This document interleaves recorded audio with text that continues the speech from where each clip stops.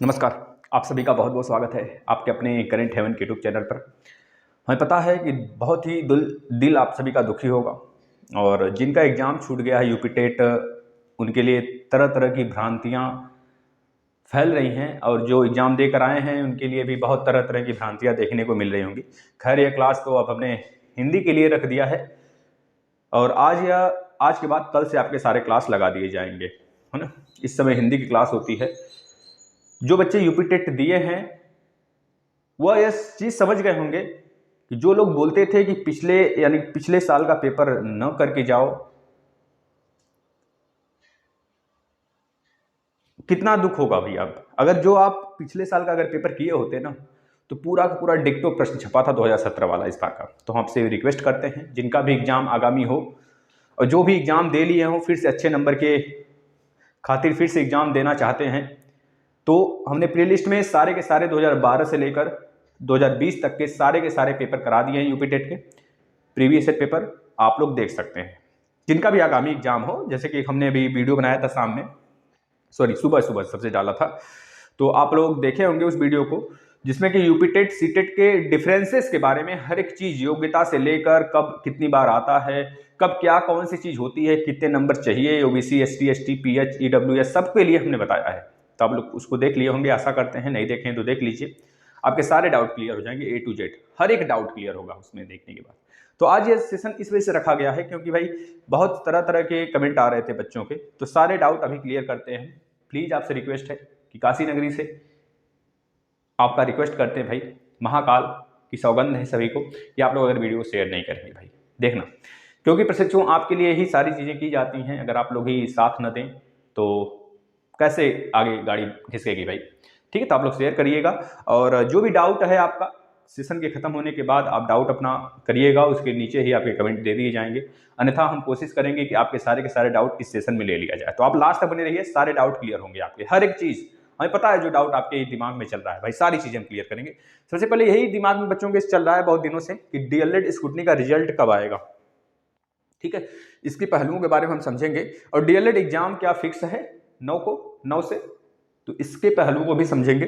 UP TET अफवाह को लेकर, जैसे कि बहुत जगह पेपर लीक को लेकर लगभग 10-12 छात्र मेरठ वगैरह में, अमेठी वगैरह में पकड़े गए हैं, तो उसके लिए भी हम बात करेंगे। वैसे हमने वीडियो डाला था, आपने देखा होगा कि जिस प्रकार से कान में लीड लगाकर बैठा था। खैर, उसको जब्त कर लिया गया, उसे हिरासत में लिया गया है। मेरठ अमेठी का था वो, है ना।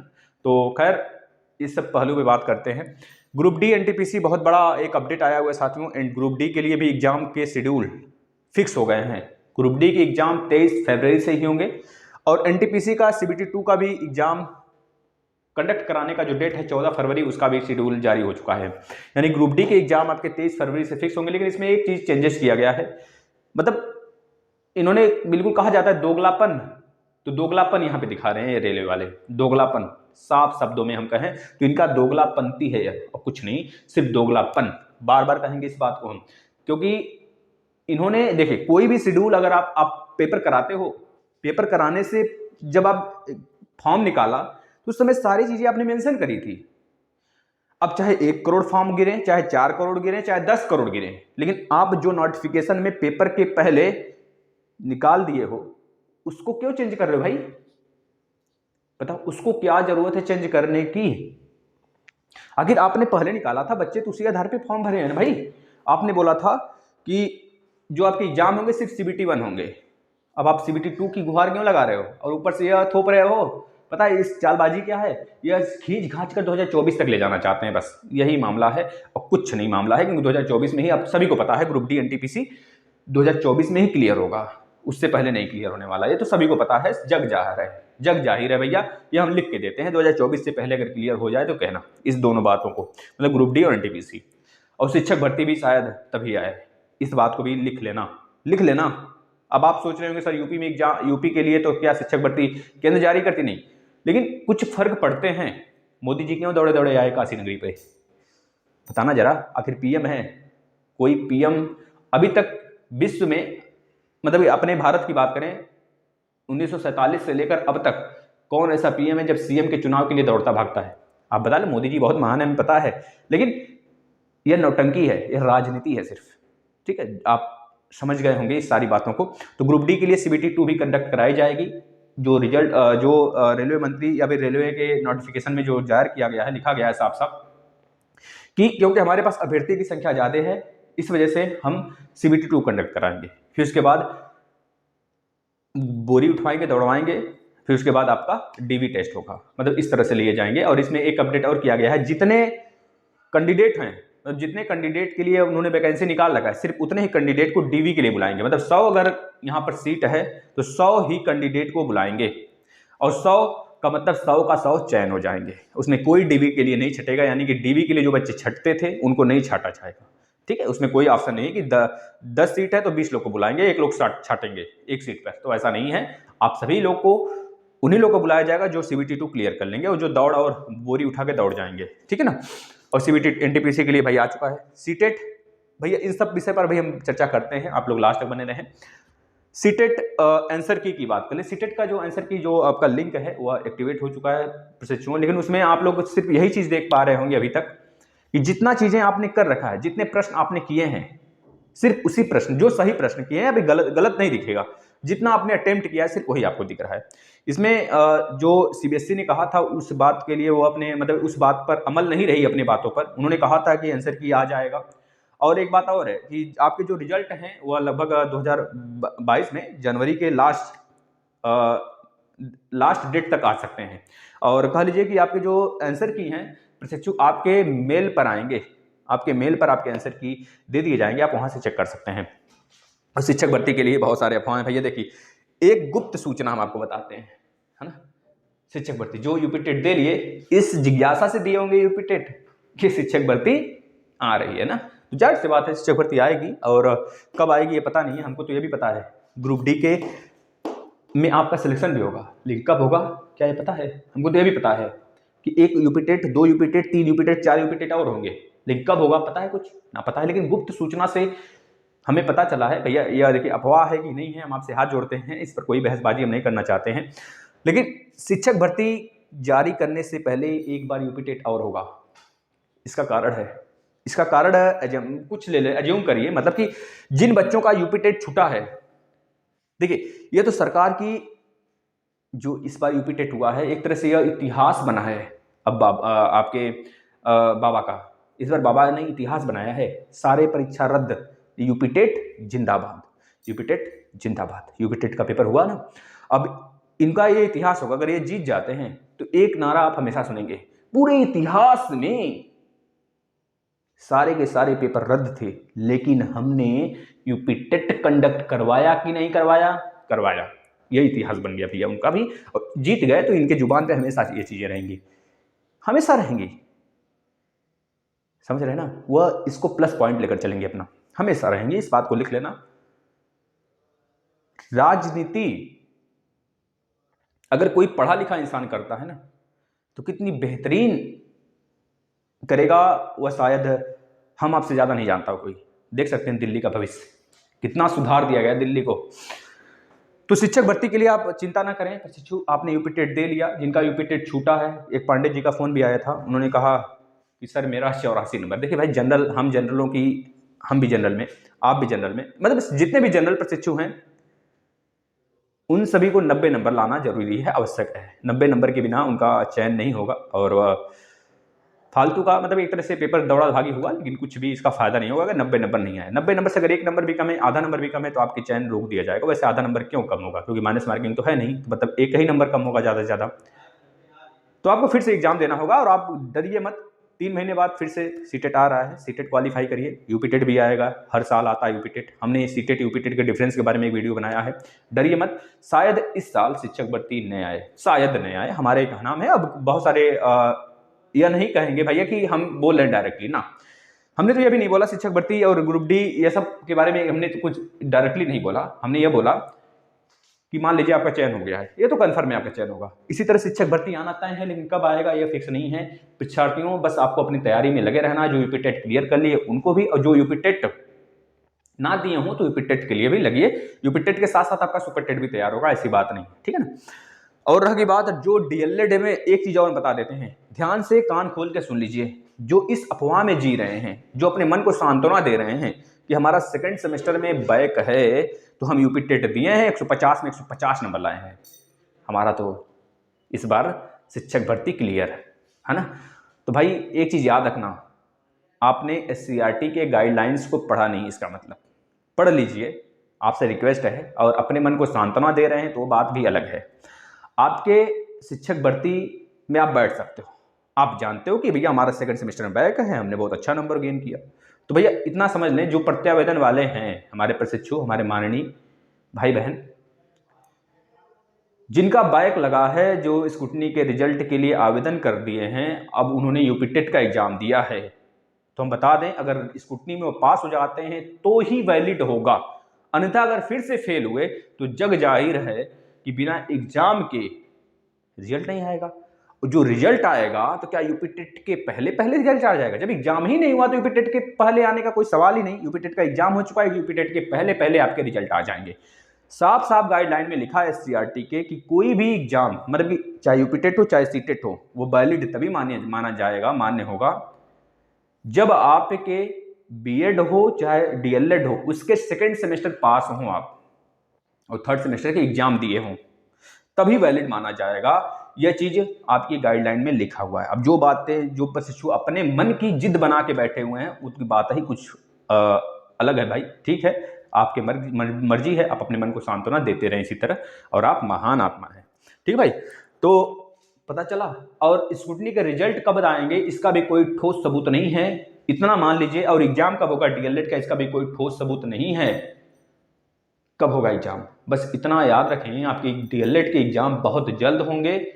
इन्होंने अभी तक जो डेट निकाला है उसके लिए कैंसिल के लिए भी कोई अपडेट नहीं दिया, कोई नोटिफिकेशन नहीं दिया कि कैंसिल हुआ है। और इतना याद रखें, जो शेड्यूल होगा आपका लगभग 10 से 12 दिन पहले पहले आ जाएगा। तो मान के चलें आज अगर 24 तारीख है तो 24 और 9 के बीच में कितना डिफरेंस हुआ?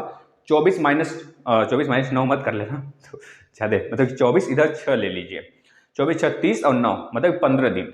अभी भी चांस है कि आपके एग्जाम हो सकते हैं, क्योंकि अभी तक शेड्यूल नहीं आया। शेड्यूल 15 दिन पहले पहले आ सकता है, 12 दिन पहले भी आ सकता है। ठीक है ना, तो इस बात को अभी तक पूरा एकदम विश्वास के साथ रहें कि आपके एग्जाम होंगे 9 को। अभी तक कोई कैंसिल का नोटिफिकेशन नहीं आया है, ना ही कोई शेड्यूल आया है आपके एग्जाम के।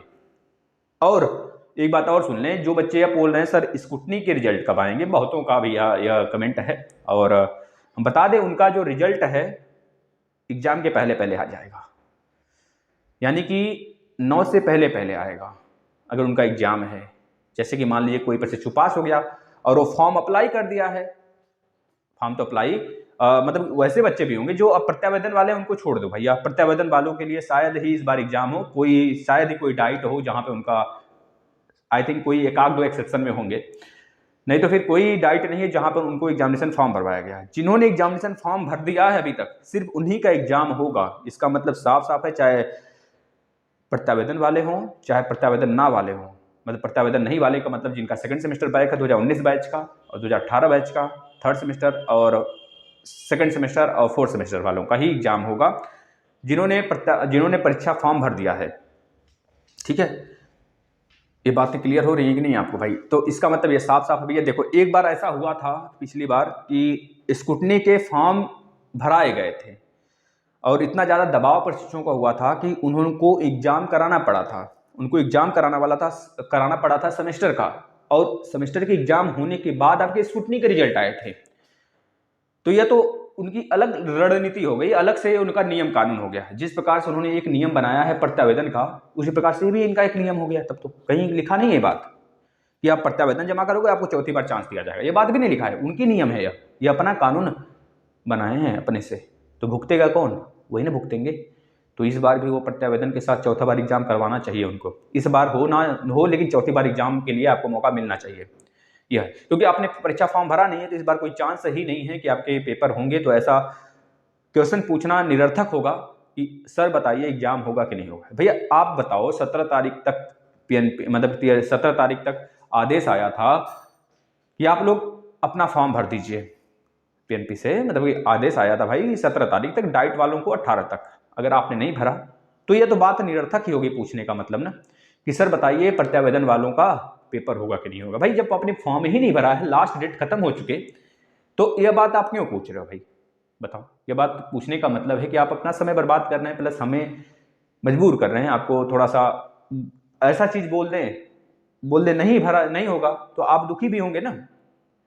हम दुखी नहीं करना चाहते। देखिए जो चीजें हैं आपके सामने हैं, आपके समक्ष हैं, आपके प्रत्यक्ष रूप से आपके सामने हैं, तो इस बात पे आप विश्वास करें जो चीजें सामने हैं ठोस सबूत के साथ। अन्यथा अनर्गल बातें तो बहुत सारे चैनल वाले करते हैं, और अनर्गल बात के लिए आपके पास बहुत सारे प्लेटफॉर्म भी हैं। आप अपने मन में अनर्गल बातें अपनों से, अपने मित्रों से कर सकते हैं। अपनी मन की जो बातें हैं, जो संतुष्टिपूर्ण बातें आप चाहते हैं, उनसे बात करके आप पा सकते हैं। अन्यथा आप कमेंट करिए चैनल के नीचे, हम आपको सारी चीज़ें बिल्कुल वही बताएंगे जो आपके साथ घटित होने वाला होगा। समझ रहे हैं? मतलब एग्जाम पॉइंट से रिलेटेड या फिर आपके भविष्य से रिलेटेड छोड़े, मतलब आपके एग्जाम से रिलेटेड जिस कारण आप जुड़े हैं हमसे। ठीक है, जिस प्रकार से आज सुबह हमने एक वीडियो डाला था आपके सीटेट और यूपी टेट में पूरा, मतलब किसी भी राज्य का टेट में पूरा भयंकर तरीके से डिफरेंस, मतलब एक पूरा डिफरेंस जो होता है रियल में डिफरेंस, वह डिफरेंस हमने आपको बताया। तो अगर ऐसी कोई और आपके मन में डाउट हो कि सर एक और वीडियो बनाना चाहिए, डीएलएड करें कि बीएड करें, या फिर बीएड और डीएलएड में क्या अंतर है सर, क्या मतलब ऐसा कोई आपके अंदर जो आपके मन में आ रहा हो प्रश्न, तो आप करेंगे, उसके ऊपर हम वीडियो जो बनाएंगे, ठीक है, डेली बनाएंगे। आप लोग का बस कमेंट आना है, मतलब आप लोग के पास आपके मैसेज आना चाहिए सिर्फ किस टॉपिक पे बनाना है। और अन्यथा इस समय डेली कल से आपके जो चलते हैं क्लास सारे चलेंगे 12 बजे मैथ का, फिर उधर एक क्लास आपका चलता है साइंस का 3 बजने के करीब, फिर उसके बाद आपका रात में इस समय हिंदी का क्लास चलता है, और बहुत जल्द हम ज्योग्राफी के भी और हिस्ट्री के भी क्लास लगाने वाले हैं। थोड़ा सा यूपी टेट के मतलब कि जो डीएलएड के हैं हम सारे दे दें। एक बात और याद रखना प्रशिक्षु, इस बार जो आपके पेपर हुए थे यूपी टेट के, वो पिछले साल के डिक्टो छाप दिए गए थे। तो आपको प्रीवियस ईयर पेपर कहाँ से मिलेगा? तो हमने करा दिया है सारा का सारा, आप कर लेंगे आकर प्रशिक्षु, मिल जाएगा आपको प्लेलिस्ट में।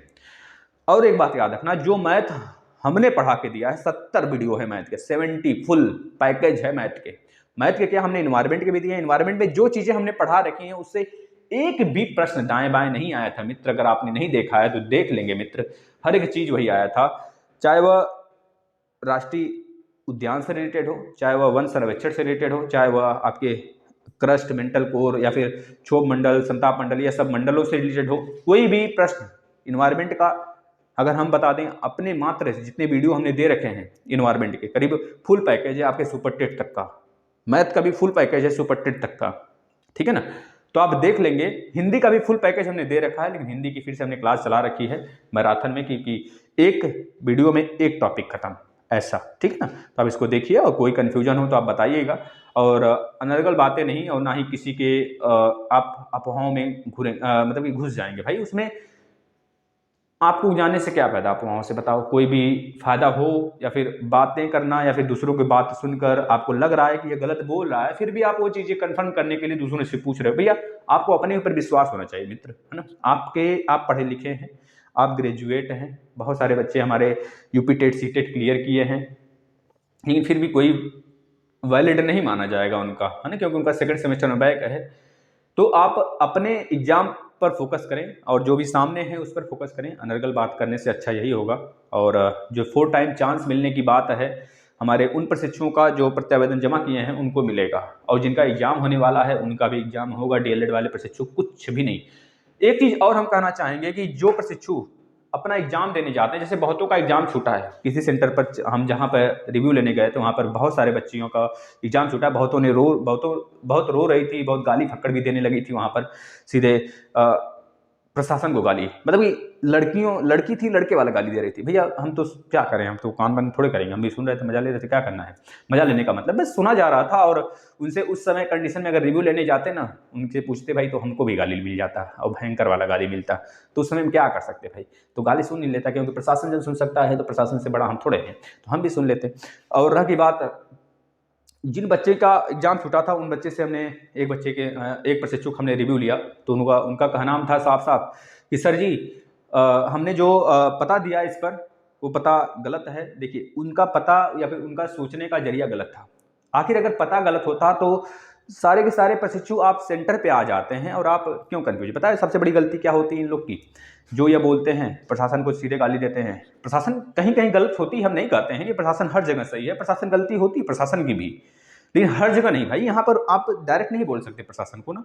प्रशासन क्या करेगी, प्रशासन जो होती है ऊपर से जो शासन का आदेश आता है वही प्रशासन करती है, प्रशासन का काम है, प्रशासन उसी लिए वेतन पाती है। साफ साफ था, प्रशासन आपको मार नहीं सकती क्योंकि उसके पास यह अधिकार नहीं है मारने का, लेकिन वह अधिकार उसके पास है जो अधिकार शासन ने दे रखा है। अगर वो बोल रखे हैं कि 9:35 पर गेट बंद होगा तो 9:35 पर गेट बंद होना चाहिए, वरना उनकी नौकरी का सवाल होता है मित्र। इस वजह से वो अपने अधिकार को पालन करते हैं, बस यही होता है। और शासन की कोई इसमें गलती नहीं होती खास, और शासन अपने जगह बहुत फिट है, क्योंकि हमने देखा बहुत सारे प्रशिक्षुओं को बाहर निकाल दिया गया था और उनकी गलती यह थी कि वह समय से नहीं पहुंचे थे, है ना। और आपके सामने आपके पास नोटिफिकेशन था, एग्जाम है आपका, तो आपको यह पता होना चाहिए 30 मिनट उस पर साफ साफ लिखा है 30 मिनट पहले गेट बंद होगा।